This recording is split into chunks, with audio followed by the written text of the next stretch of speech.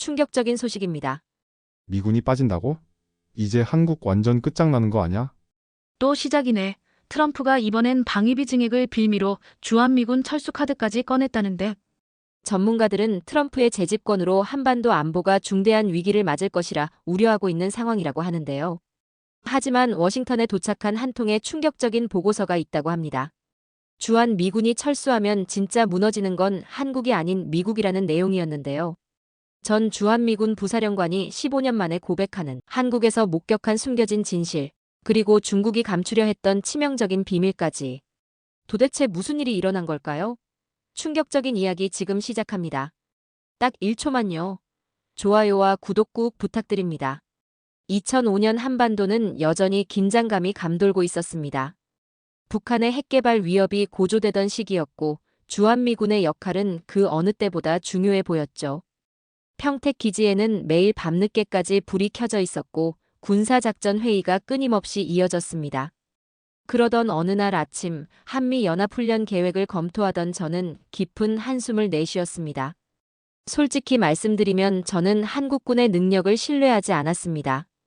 그들은 미군의 보호가 필요한 약한 군대라고 생각했으니까요. 저는 미군에서 30년 넘게 복무했고 세계 각지의 분쟁 지역을 경험한 미국 안보 전문가 데이비드 콜입니다.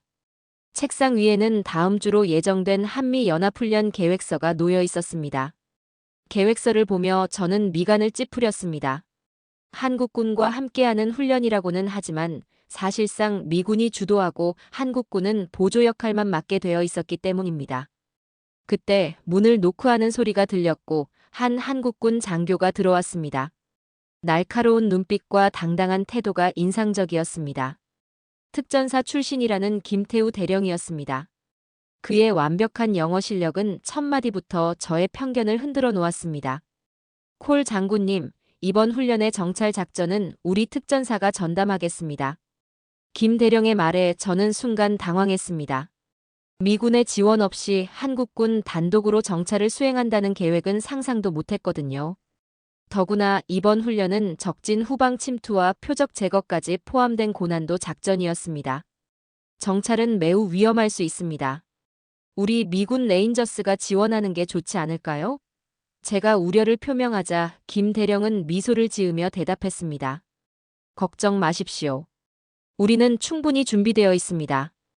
오히려 이번 기회에 한국군의 실력을 보여드리고 싶습니다. 그의 자신감 넘치는 태도에 저는 잠시 망설였지만 이내 고개를 끄덕였죠. 어차피 미군이 후방에서 통제하면 되니까 한국군의 한계를 직접 보여주는 것도 나쁘지 않다고 생각했기 때문입니다. 훈련 당일 저는 작전 통제실에서 상황을 지켜보고 있었습니다. 스크린에는 특전사 부대의 움직임이 실시간으로 표시되고 있었죠. 그리고 그곳에서 저는 제가 알던 한국군의 이미지가 완전히 무너지는 것을 목격했습니다. 특전사 부대는 마치 그림자처럼 적진에 잠입했습니다. 첨단 장비에 의존하는 미군과 달리 그들은 자연을 이용한 완벽한 위장으로 레이더망을 피해갔죠. 통신병이 전해오는 무전 내용에 저는 귀를 의심했습니다. 알파팀 목표 지점 확보. 브라보팀 측면 업무 완료. 적 지휘소 위치 파악 완료. 마치 교과서적인 작전을 보는 것 같았습니다. 더 놀라운 것은 예상치 못한 상황에서 보여준 그들의 판단력이었습니다. 적군 역할을 하던 미군 부대가 갑자기 경로를 변경했을 때였죠. 김 대령의 부대는 즉시 대응 계획을 수립하고 실행에 옮겼습니다. 오히려 이를 역이용해 더 효과적으로 임무를 완수했죠. 작전이 끝난 후 브리핑룸에는 무거운 침묵이 흘렀습니다. 미군 장교들의 표정이 심각했습니다. 방금 본 것을 어떻게 받아들여야 할지 모르는 듯했죠. 저는 김태우 대령을 따로 불렀습니다. 오늘 작전은 정말 놀라웠습니다. 솔직히 이런 수준일 거라고는 예상하지 못했네요. 제 말에 김 대령은 진지한 표정으로 대답했습니다. 콜 장군님, 우리는 더 이상 50년 전의 한국군이 아닙니다. 우리는 이제 스스로를 지킬 수 있습니다. 미군은 우리의 보호자가 아닌 동반자가 되어주시면 됩니다. 그날 이후로 저의 한국군을 보는 시각은 완전히 바뀌었습니다. 훈련이 거듭될수록 그들의 능력은 더욱 뚜렷하게 드러났습니다. 전술적 판단력, 첨단 장비 운용 능력, 그리고 무엇보다 강인한 정신력까지 말이죠. 미군이 한국을 보호해야 한다는 생각이 얼마나 오만했는지 깨달았습니다. 2010년 11월 23일 평택 기지의 상황실은 긴장감으로 가득 찼습니다. 북한이 연평도에 포격을 가했다는 긴급 보고가 들어온 직후였기 때문입니다. 저는 즉시 한국군 합동참모본부와 긴급 화상회의에 들어갔습니다. 우리 해병대가 이미 대응 사격을 개시했습니다. 현재 적의 포격 지점을 파악했고 K9 자주포로 정밀 타격을 진행 중입니다.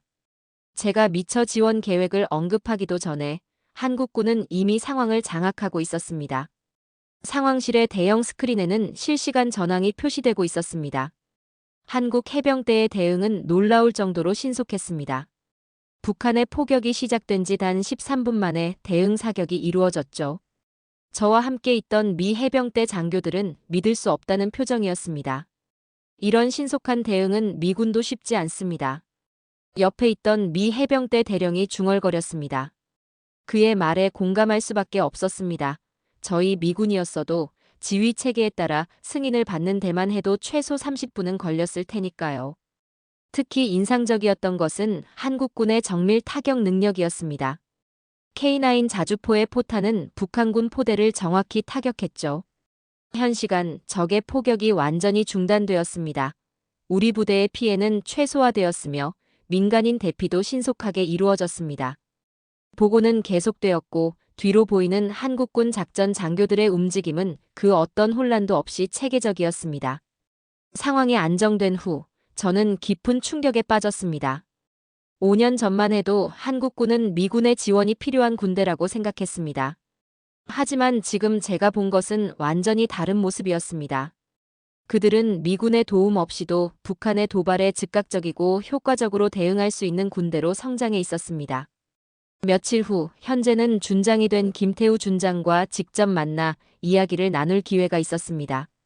연평도 인근 해역을 순시하던 중이었죠. 콜 장군님, 이제 미군의 지원 없이도 우리를 지킬 수 있습니다. 5년 전과는 다르죠? 그의 말에는 자부심이 담겨 있었지만 오만함은 찾아볼 수 없었습니다. 저는 고개를 끄덕이며 대답했습니다. 네, 완전히 다릅니다. 이제는 우리가 서로를 돕는 진정한 동맹이 된 것 같네요. 그 후로도 한국군의 성장은 계속되었습니다. 매년 진행되는 연합훈련에서 한국군은 더 이상 미군의 지원을 받는 입장이 아니었습니다. 오히려 그들이 먼저 작전을 기획하고 미군이 이를 보조하는 경우가 늘어났습니다.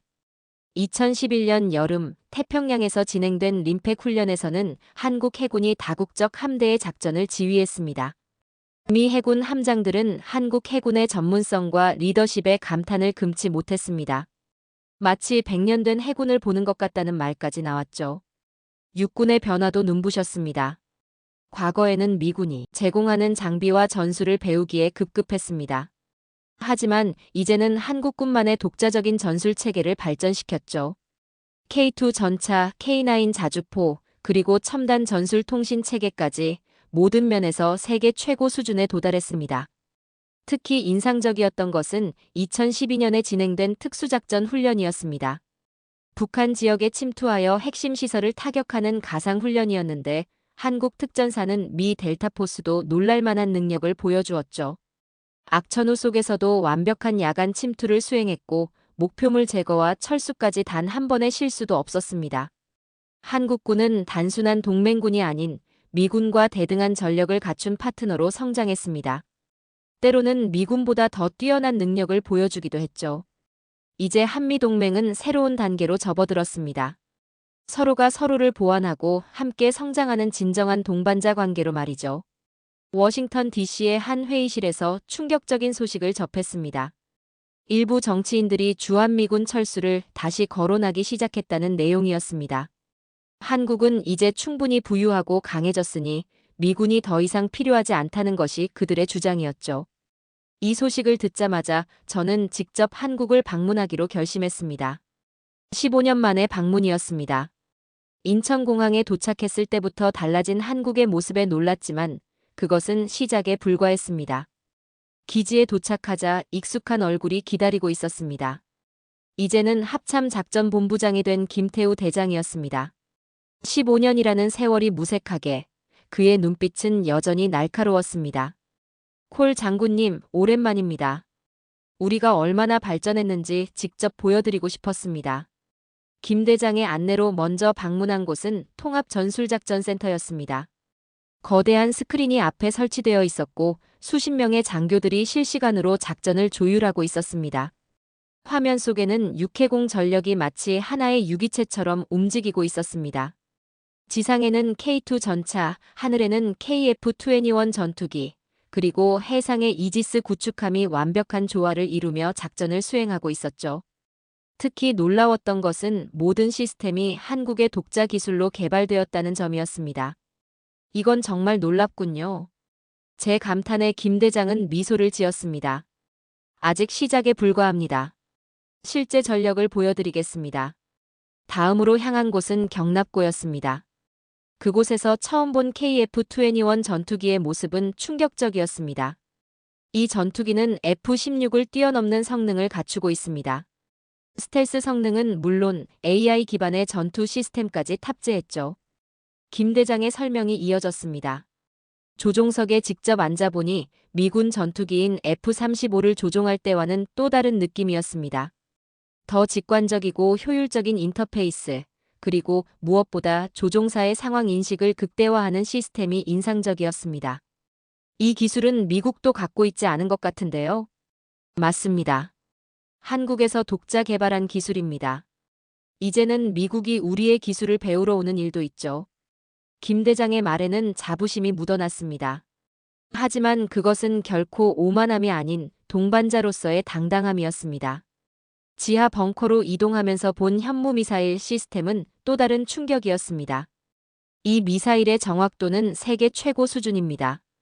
수백 킬로미터 밖의 목표물도 오차없이 타격할 수 있죠. 실제 시험 발사 영상을 보니 말 그대로였습니다.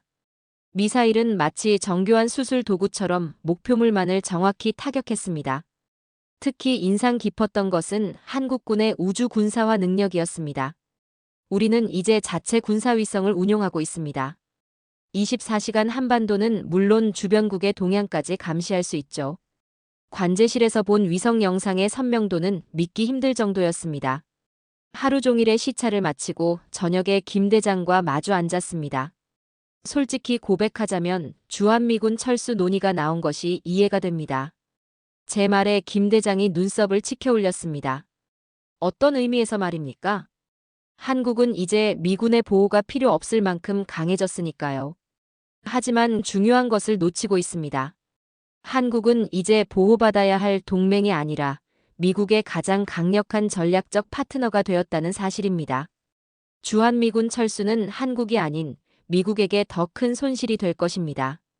김 대장은 깊이 고개를 끄덕였습니다. 우리도 같은 생각입니다. 이제는 서로가 서로를 지키는 시대가 왔습니다. 그리고 우리는 그 책임을 다할 준비가 되어 있습니다. 한국군의 성장은 단순한 군사력의 증가가 아닙니다. 그것은 기술력, 전술, 그리고 무엇보다 강인한 의지가 만들어낸 종합적인 결과물입니다. 이제 미국은 이 사실을 받아들여야 합니다. 한국은 더 이상 보호해야 할 동맹이 아니라 미국의 미래를 함께 이끌어갈 파트너라는 것을요. 워싱턴으로 돌아온 후 저는 국방부에서 열린 긴급회의에 참석했습니다. 주한미군 철수 논의가 본격화되고 있다는 소식이었습니다. 회의실에는 무거운 침묵이 감돌았습니다. 제가 한국에서 보고 느낀 것들이 머릿속을 스쳐 지나갔습니다. 주한미군 철수는 미국의 가장 큰 전략적 실수가 될 것입니다. 제가 먼저 입을 열었습니다. 회의실 안의 모든 시선이 저에게 집중됐습니다. 방금 한국에서 돌아왔는데 우리가 모르는 중요한 사실들이 있습니다. 첫 번째는 중국의 동향이었습니다. 한국이 포착한 내용은 충격적이었죠. 중국이 체계적으로 한미동맹 와해 공작을 진행하고 있죠. 중국 외교부 고위 관계자 리우 하이펑이 한국 측에 은밀한 접촉을 시도했습니다. 한국 정부 인사들에게 이렇게 말했다고 합니다. 미국은 곧 떠날 것이다. 그때가 되면 한국은 고립될 것이니 미리 선택하라고 말입니다. 회의실 안에서 술렁임이 일었습니다. 저는 깊은 숨을 내쉬고 이어 말했습니다. 우리의 철수를 기다리고 있습니다. 그들의 계산은 이렇습니다. 미군이 떠나면 한국은 자연스럽게 중국의 영향권 아래 들어올 것이라고 말입니다. 더 충격적인 것은 중국의 은밀한 공작이었습니다. 한국 내 친중 성향의 인사들을 이용해 여론을 조작하고 있었다는 사실이 드러났습니다. 인터넷상에서는 이제 미군이 필요 없다.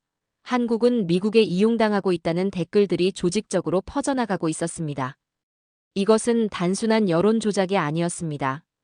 중국은 워싱턴에서도 로비 활동을 펼치고 있는 것으로 알고 있습니다. 주한미군 철수를 주장하는 일부 의원들 뒤에는 중국의 자금이 흐르고 있다는 정황이 포착됐습니다. 국방부 관계자들의 표정이 심각해졌습니다. 한 분석관이 질문했습니다. 그렇다면 실제로 주한미군이 철수하면 어떤 일이 벌어질까요? 저는 그 질문에 이렇게 답했습니다. 가장 먼저 대만이 위험해집니다. 현재 대만 해협 전쟁이 일어날 경우 가장 신속하게 대응할 수 있는 미군은 어디에 있습니까? 바로 한국의 평택 기지입니다. 이어서 스크린상 지도가 확대되며 하와이와 괌의 위치가 표시됐습니다. 하와이에서 출발하면 도착까지 최소 13시간이 걸립니다. 괌의 미군 기지는 규모가 제한적입니다. 하지만 평택에서는 단 2시간이면 대만 해협에 도착할 수 있습니다. 회의실 안에서 낮은 탄식이 흘러나왔습니다. 더 심각한 것은 도미노 효과입니다. 한국에서 미군이 철수하면 일본과 필리핀도 동요하기 시작할 것입니다. 결국 인도 태평양 지역에서 미국의 영향력이 급격히 약화될 수밖에 없죠. 한국은 이제 단순한 동맹국이 아닙니다. 퀀텀 레이더, AI 기반 전투체계, 첨단 미사일 기술까지 미군도 필요로 하는 핵심 기술들을 보유하고 있습니다. 이런 동맹과의 관계를 약화시키는 것은 자해행위나 다름없습니다. 그때 한 장성이 의문을 제기했습니다. 하지만 한국은 이제 충분히 강하지 않습니까? 스스로를 지킬 수 있지 않나요? 저는 고개를 저었습니다. 그것이 바로 우리가 빠진 함정입니다. 이제는 우리가 한국을 필요로 하는 시대가 왔습니다. 한국과의 동맹은 더 이상 선택이 아닌 필수입니다. 회의가 끝나고 회의실을 나서면서 문득 김태우 대장의 말이 떠올랐습니다. 우리는 과거의 한국이 아닙니다. 스스로를 지킬 수 있죠. 하지만 동시에 미국의 진정한 파트너가 될 뿐입니다. 이제 선택은 미국의 몫이었습니다. 과거에 얽매여 동맹을 약화시킬 것인가, 아니면 새로운 미래를 향해 함께 나아갈 것인가를 말이죠. 어느 날 미 국방부 상황실에서 한반도 전략 시뮬레이션이 진행되고 있었습니다. 대형 스크린에는 가상의 시나리오가 펼쳐지고 있었죠. 저는 긴장된 목소리로 브리핑을 시작했습니다. 오늘은 주한미군 철수 이후의 상황을 시뮬레이션해 보겠습니다. 시나리오는 2025년 8월의 어느 날로 설정하였고 중국이 대만을 침공하는 상황이었죠. 스크린에는 중국 해군의 움직임이 붉은 점으로 표시되었습니다. 현재 중국 해군이 대만 해협으로 진입하고 있습니다. 우리는 어떻게 대응할 수 있을까요? 한 참모가 즉시 대답했습니다. 괌에서 전투기를 발진시키면 됩니다. 저는 고개를 저었습니다. 괌에서 대만 해협까지는 4시간이 걸립니다. 그리고 괌 기지의 전력으로는 중국군을 저지하기에 역부족입니다. 다른 장교가 의견을 냈습니다. 그럼 일본 오키나와 기지는 어떻습니까? 이번에도 저는 부정적인 답변을 할 수밖에 없었습니다. 오키나와 기지는 규모가 제한적입니다. 거기서 운용할 수 있는 전투기는 20대가 채 되지 않습니다. 스크린에는 이제 중국군이 대만 해안에 상륙하는 장면이 시뮬레이션되고 있었습니다. 과거라면 우리는 평택 기지에서 2시간 만에 전력을 투입할 수 있었습니다. F-35 전대와 해병대를 즉시 전개할 수 있었죠. 하지만 주한미군이 철수된 이후에는 그럴 수 없게 됩니다. 회의실 안에는 무거운 침묵이 감돌았습니다. 시뮬레이션은 계속 진행되었고 상황은 점점 더 악화되었습니다. 중국군이 대만을 장악한 후 다음 목표는 일본이었습니다. 이것이 바로 도미노 효과입니다. 한국이라는 전진 기지를 잃으면 우리의 동맹국들은 하나둘씩 무너지기 시작할 것입니다. 저는 화면을 전환하여 새로운 데이터를 보여줬습니다. 현재 인도 태평양 지역에서 우리가 가진 가장 강력한 전략적 자산이 무엇인지 아십니까? 바로 한국입니다. 한국은 단순한 기지가 아닙니다. 첨단 군사 기술을 보유한 강력한 동맹국이자 이 지역의 균형추 역할을 하는 국가입니다. 구체적인 사례를 들어가며 설명했습니다. 지난달 실시한 연합훈련에서 한국군은 미 해군보다 더 빠르게 잠수함을 탐지했습니다. 그들이 개발한 양자 탐지 시스템은 우리의 기술을 뛰어넘었습니다.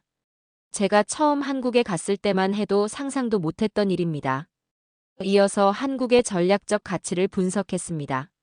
한국은 중국, 러시아, 일본이 만나는 지점에 위치해 있습니다. 이는 단순한 지리적 위치가 아닙니다. 정보 수집과 전략적 대응의 핵심 거점입니다. 우리가 이 거점을 포기한다면 그 자리는 바로 중국이 차지하게 될 것입니다. 한 장성이 의문을 제기했습니다. 하지만 한국과의 동맹은 계속될 것 아닙니까? 굳이 미군이 주둔할 필요가 있을까요? 이에 저는 단호하게 답변했습니다. 물리적 주둔과 동맹의 신뢰성은 직결됩니다.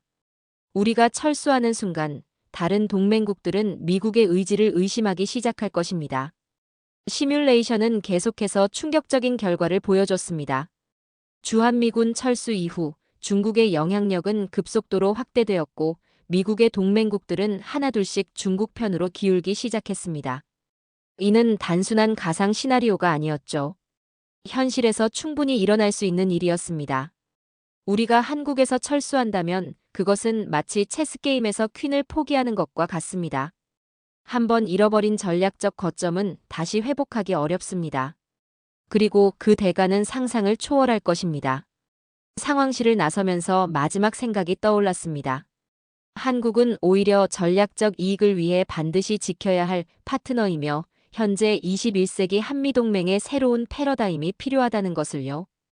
이후 저는 워싱턴의 한 기자회견장에서 최근 한국 방문에 대한 소회를 밝히고 있었습니다. 기자들의 질문이 쏟아졌습니다. 한국군의 현재 전력은 어느 정도 수준입니까? 저는 잠시 생각에 잠겼습니다. 이제는 단순한 수치로 한국군을 평가할 수 없게 되었기 때문입니다. 이제 우리가 한국을 보호하는 게 아니라 한국이 미국의 안보를 지키고 있습니다. 제 말에 기자회견장이 술렁였고 누군가 의아한 표정으로 물었습니다. 그게 무슨 의미입니까? 저는 최근 있었던 일을 설명했습니다. 한국의 첨단 레이더 시스템이 동해상에서 중국의 은밀한 잠수함 활동을 포착한 사례였습니다. 미 해군의 레이더로는 발견하지 못했던 잠수함이었죠. 한국이 개발한 양자 탐지 기술이 없었다면 우리는 중요한 전략적 정보를 놓칠 뻔했습니다. 한국은 이제 단순한 동맹국이 아닙니다. 그들은 미국의 안보를 책임지는 핵심 파트너입니다. 예를 들어 현재 북한의 미사일 동향을 가장 정확하게 파악하고 있는 것도 한국의 기술력 덕분입니다. 기자회견이 끝난 후 저는 한국의 방위산업 기술진들과의 미팅을 위해 회의장으로 향했습니다. 회의실에 들어서자 김태우 대장이 먼저 반갑게 맞아주었습니다. 이제 우리가 미국을 도울 차례입니다. 그의 말은 허언이 아니었습니다. 한국이 개발한 차세대 전투체계는 미군의 시스템을 뛰어넘는 성능을 보여주었습니다. 특히 AI 기반의 전장 분석 시스템은 미 국방부 관계자들의 눈을 휘둥그레지게 만들었습니다. 이 시스템은 실시간으로 전장 상황을 분석하고 최적의 대응 방안을 제시합니다. 회의실 스크린에는 한국이 보유한 첨단 기술들이 하나씩 소개되었죠. 한국형 사드 LSM, 초음속 미사일, 전자전 체계까지 이 모든 것이 한국의 독자 기술이라는 사실이 놀라웠습니다. 우리는 이 기술들을 미국과 공유할 준비가 되어 있습니다. 김 대장의 말에 회의실 안의 미군 장성들이 깊이 고개를 끄덕였습니다. 이제는 우리가 한국의 기술을 필요로 하는 시대가 된 것입니다. 점심시간 김 대장과 식당에서 이야기를 나눴습니다. 15년 전을 기억하십니까? 그때는 제가 특전사 대령이었고 미군의 지원을 받아야 했었죠. 하지만 이제는 달라졌습니다. 그의 말을 들으며 지난 시간을 돌아보았습니다. 한국군이 이룩한 발전은 단순한 양적 성장이 아니었습니다. 한국은 질적으로도 세계 최고 수준에 도달했고 이제는 미군도 배워야 할 것들이 많아졌습니다. 오후 회의에서는 더욱 구체적인 논의가 이어졌습니다. 한국이 개발한 드론 체계, 사이버 방어 시스템, 그리고 우주 군사화 능력까지 이 모든 것이 미국의 안보에 없어서는 안 될 요소가 되었습니다. 회의를 마치며 제가 강조했습니다. 과거의 관념에 사로잡혀 한국을 단순한 보호 대상으로 볼 것인가, 아니면 함께 미래를 이끌어갈 파트너로 인정할 것인가, 이 선택이 미국의 미래를 결정할 것이라는 걸요. 그날 저녁 호텔로 돌아가는 길에 워싱턴의 밤하늘을 바라보았습니다. 문득 15년 전 평택 기지에서 보았던 별들이 떠올랐습니다. 워싱턴의 한 방송국 스튜디오에서 인터뷰를 준비하고 있었습니다. 최근 제가 한국에서 경험한 것들을 미국 국민들에게 알리기 위해서였습니다. 주한미군 철수 논의가 시작되었을 때 저는 직접 한국의 현실을 확인하고 싶었습니다. 인터뷰가 시작되자 제가 먼저 입을 열었습니다.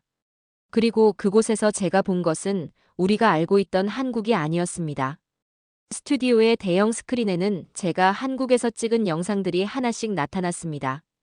KF-21 전투기가 이륙하는 장면, 퀀텀 레이더로 적기를 포착하는 장면, 미니 이지스함이라 불리는 한국형 이지스 구축함이 바다를 가르는 장면까지 말이죠. 많은 미국인들이 아직도 한국을 6.25 전쟁 때처럼 생각합니다. 우리의 보호가 필요한 약한 나라로 말입니다. 하지만 현실은 완전히 다릅니다. 이제는 우리가 한국의 기술력을 필요로 하는 시대가 되었습니다. 진행자가 물었습니다. 그렇다면 주한미군은 더 이상 필요하지 않다는 말씀이신가요? 저는 고개를 저었습니다. 그것이 바로 많은 사람들이 빠지는 함정입니다. 말씀드린 것처럼 주한미군의 주도는 이제 한국을 보호하기 위한 것이 아닙니다. 스크린에는 아시아 지도가 떠올랐습니다. 보십시오. 한국은 중국, 러시아, 일본이 만나는 전략적 요충지에 있습니다. 여기서 미군이 철수한다면 그 자리를 즉시 중국이 차지할 것입니다. 그리고 그것은 미국 패권의 종말이 될 것입니다. 진행자의 표정이 심각해졌습니다. 그렇다면 한국이 너무 강해진 것이 문제가 될 수도 있지 않을까요? 저는 미소를 지었습니다. 전혀 그렇지 않습니다. 오히려 기회입니다. 한국은 우리의 가치를 공유하는 민주주의 국가입니다. 그들의 성장은 곧 미국의 이익이 됩니다. 스튜디오에 화면이 전환되며 한미연합훈련 장면이 나왔습니다. 보십시오. 이것이 바로 진정한 동맹의 모습입니다. 서로가 서로를 보완하고 함께 성장하는 관계죠. 우리가 한국에서 철수한다면 이 모든 것을 잃게 될 것입니다. 인터뷰 말미에 가장 중요한 이야기를 했습니다. 이제 미국은 선택해야 합니다. 한국을 여전히 보호해야 할 나라로 여길 것인가 아니면 글로벌 질서를 함께 만들어갈 동반자로 인정할 것인가를 말이죠. 지금 미국의 선택은 단순한 군사 전략의 문제가 아닙니다. 이는 미국의 미래를 결정할 역사적인 순간일 것입니다. 중국이 아시아의 새로운 강자로 부상하는 이 시기에 우리에게는 한국과 같은 강력한 동맹이 절실히 필요하다는 것을 잊지 말아야 할 것입니다. 자, 사연은 여기까지입니다. 한미동맹은 이제 과거의 일방적인 보호관계를 넘어 새로운 패러다임 속에서 전략적 파트너로 협력해야 할 단계에 접어들었습니다. 불과 몇십 년 만에 한국은 세계가 인정하는 군사 강국으로 거듭났습니다. 앞으로 한미동맹이 어떻게 변화할지, 그리고 한국이 어떤 길을 걸어갈지, 우리는 이 중대한 순간을 계속해서 지켜봐야 할 것입니다. 오늘도 끝까지 함께 해주셔서 감사합니다.